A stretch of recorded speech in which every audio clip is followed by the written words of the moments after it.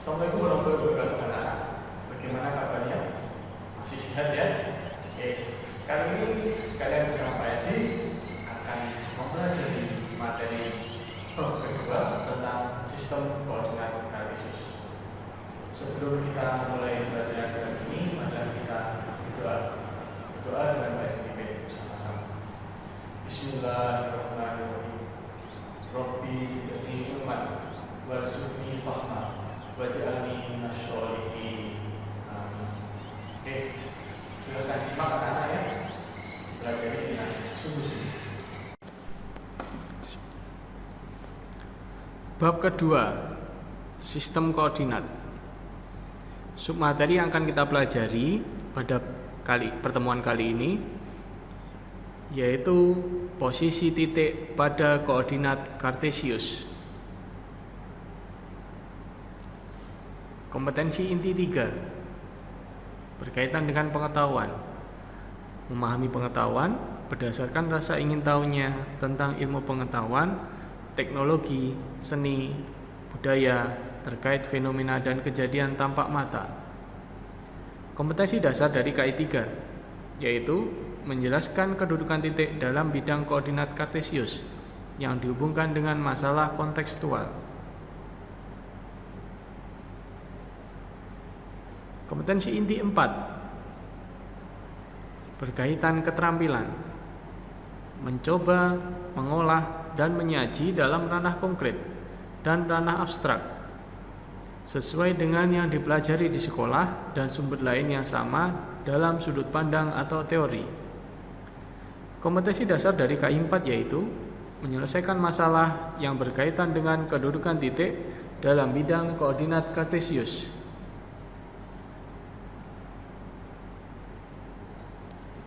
Tujuan pembelajaran kita kali ini yaitu siswa mampu menggunakan koordinat kartesius untuk menentukan posisi. Yang pertama, titik terhadap sumbu X dan sumbu Y. Yang kedua, titik terhadap titik asal 0,0 dan titik tertentu. Titik tertentunya yaitu A, B.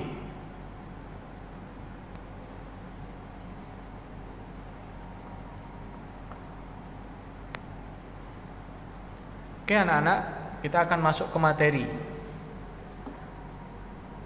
Yang pertama yang akan kita pelajari yaitu berkaitan posisi objek pada bidang.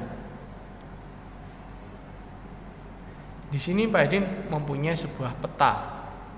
Petanya yaitu berupa peta harta karun anak-anak.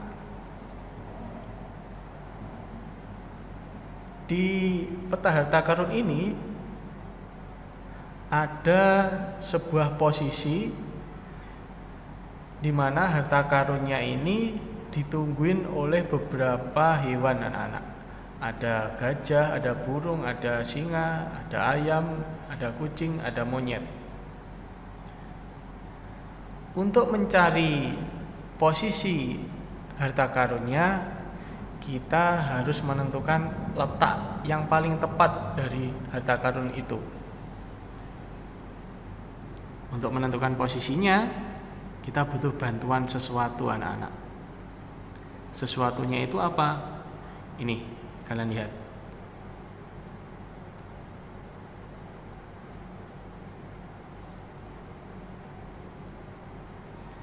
Ya. Jadi bantuannya itu berupa apa ini anak-anak? Papan catur ya. Kalian pasti tahu kalau papan catur. Ya, fungsi dari papan catur ini nanti untuk apa? Jadi fungsi dari papan catur ini nanti akan kita ambil pola garisnya anak-anak. Pola garis yang seperti apa? Kalian lihat ini. Ya, pola garis kotak-kotak. Pola garis ini kita ambil dari papan catur. Jadi Jadi biar kita tahu letak dari harta karunnya. Untuk memudahkan mencari letak harta karun, maka kita butuh bantuan pelabelan dari kotak-kotak, yaitu label yang pertama, label mendatar anak-anak. Label mendatarnya Pak Edin beri nama A, B, C, D, E, F, G. Jadi ini mirip label kolomnya anak-anak ya. Kemudian label vertikalnya.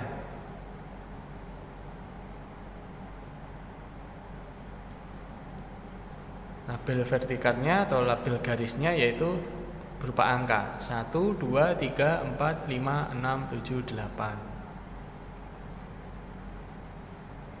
Maka sekarang kita bisa mencari letak harta karunnya, yaitu kita luruskan dari labelnya, label mendatarnya lurus dengan D, kemudian label vertikalnya lurus dengan angka 5. Maka posisi harta karun pada D,5. Dari posisi harta karun, maka kita bisa mencari posisi ayam anak-anak. Kita bisa mencari posisi ayam. Kita coba. Posisi ayam untuk kolomnya label E. Untuk garisnya label 3. Maka posisi ayam yaitu E,3. Dari dua contoh itu, maka kalian bisa mencari posisi singa, posisi burung, posisi gajah, posisi kucing, dan posisi monyet. Kalian pasti bisa mencari sendiri. Itu tadi berkaitan dengan posisi objek anak-anak. Kalian sudah memulai tahap pembelajaran sistem koordinat dengan posisi objek pada bidang. Selanjutnya, sebelum kita lanjutkan ke sistem koordinat kartesius lebih dalam lagi, maka kalian harus tahu dulu siapa sih penemu sistem koordinat kartesius. Ya, ini dia penemu sistem koordinat kartesius. Jadi wajahnya seperti itu anak-anak. Siapa sih orang itu? Orang itu namanya adalah René Descartes.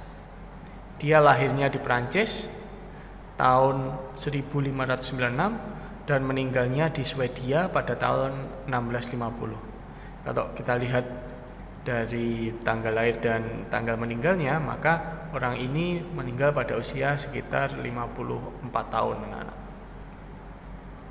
Teorinya sih seperti apa dari René Descartes itu?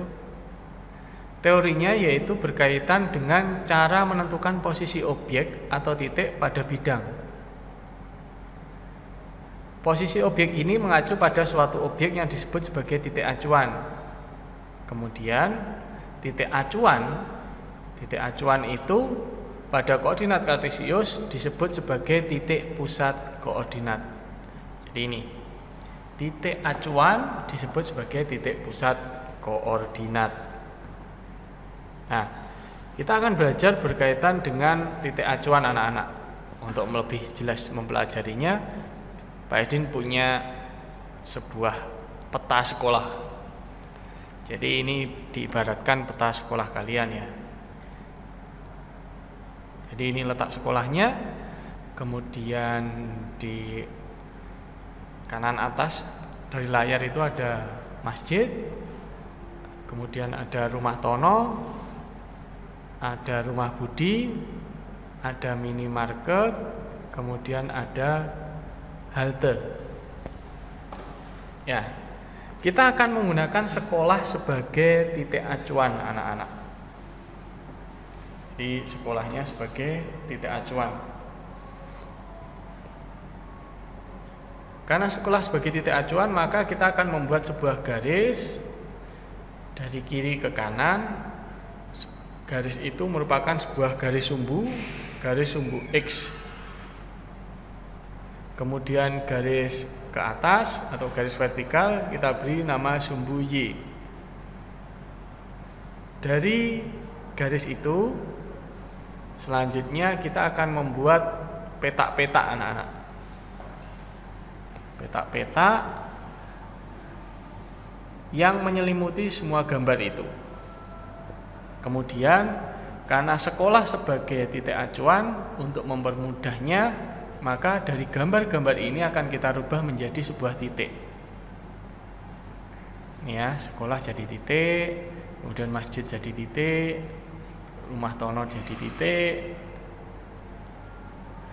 rumah Budi jadi titik, kemudian minimarket jadi titik, dan terakhir halte jadi titik. Nah, sekarang kita bisa mudah menentukan letak masjid dari sekolah, letak rumah Tono, rumah Budi, minimarket, dan halte dari sekolah pula. Karena apa? Karena sekolah itu sebagai titik acuan. Karena sekolah sebagai titik acuan, maka bisa juga disebut sekolah sebagai titik pusatnya. Karena titik pusat, maka kita beri nama titik O, 0. Tok 0. Di sebelah kanan titik 0, maka ukurannya berupa angka positif, dimulai dari 1, 2, 3, 4. Ke atas juga positif, 1, 2, 3, 4. Ke kiri negatif, 1, 2, 3, 4. Kemudian ke bawah negatif 1, 2, 3, 4. Seperti itu anak-anak. Tahu ya, jadi kalau ke kanan positif, ke atas positif, ke kiri negatif, ke bawah juga negatif. Dari sini kita bisa mencari koordinat masjid dari sekolah. Caranya bagaimana? Caranya masjid kita arahkan tegak lurus ke sumbu X dulu, kemudian ke sumbu Y-nya. Ke sumbu X ketemu 3, ke sumbu Y ketemu 2. Maka koordinat masjid adalah 3,2. Selanjutnya rumah Tono, X-nya 2, Y-nya min 2, maka 2, min 2. Selanjutnya lagi rumah minimarket dulu anak-anak, yaitu X-nya min 3, Y-nya min 3, jadi min 3, min 3. Kemudian halte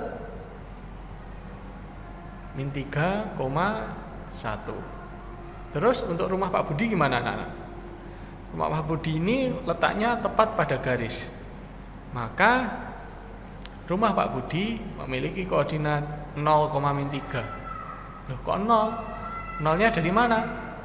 Kalian pasti sudah tahu ya, karena X nilainya 0, untuk Y-nya nilainya min 3. Jadi rumah Pak Budi 0, min 3.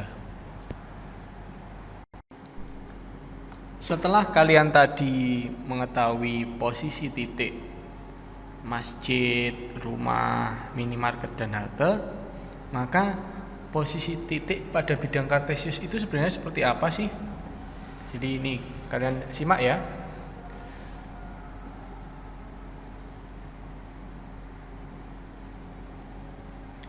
Sistem koordinat kartesius merupakan sistem penamaan objek dengan pasangan berurutan X, Y. Ingat ya, X, Y. X-nya itu berupa apa anak-anak? X-nya itu berupa absis, jadi diberi nama absis. Untuk Y-nya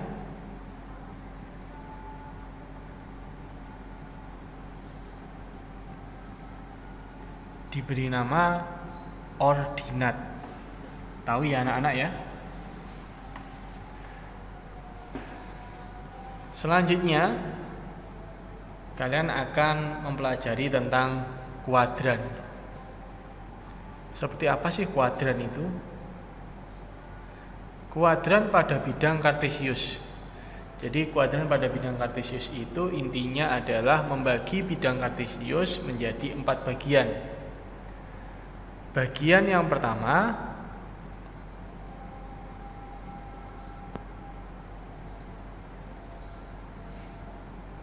untuk penamaan angkanya kalian sudah paham ya, ke kanan itu berarti positif.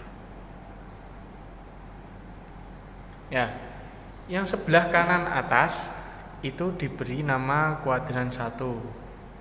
Kemudian sebelah kirinya kuadran 2, bawah dari kuadran 2 diberi nama kuadran 3, kanan dari kuadran 3 diberi nama kuadran 4. Ya, kalian tahu ya.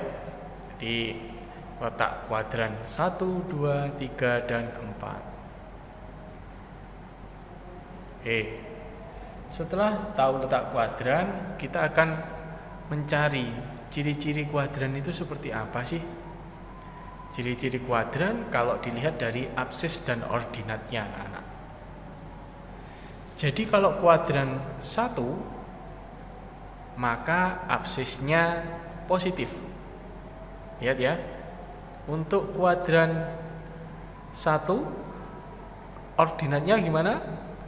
Ordinatnya juga positif. Tahu ya? Sekarang kuadran 2, anak-anak. Kalau kuadran 2 berarti absisnya negatif. Dan ordinatnya adalah positif. Jadi kalau nanti ada permasalahan berkaitan kuadran, misalkan ada pertanyaan absisnya negatif, ordinatnya positif, itu kuadran berapa?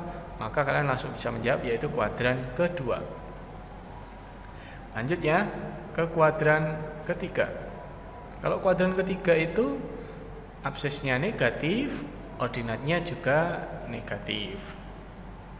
Untuk kuadran 4, absisnya positif, ordinatnya negatif. Sudah tahu semua ya?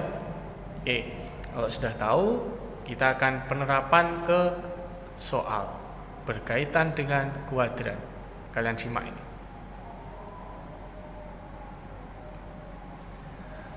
Pak Edin punya sebuah bidang kartesius dan ada 5 buah titik, titik A, B, C, D, E. Pak Edin di sini akan mengecek pemahaman kalian tentang kuadran. Kira-kira titik A itu terletak pada kuadran berapa, anak? Ya, kalian pasti sudah paham kalau titik A itu di kuadran 1.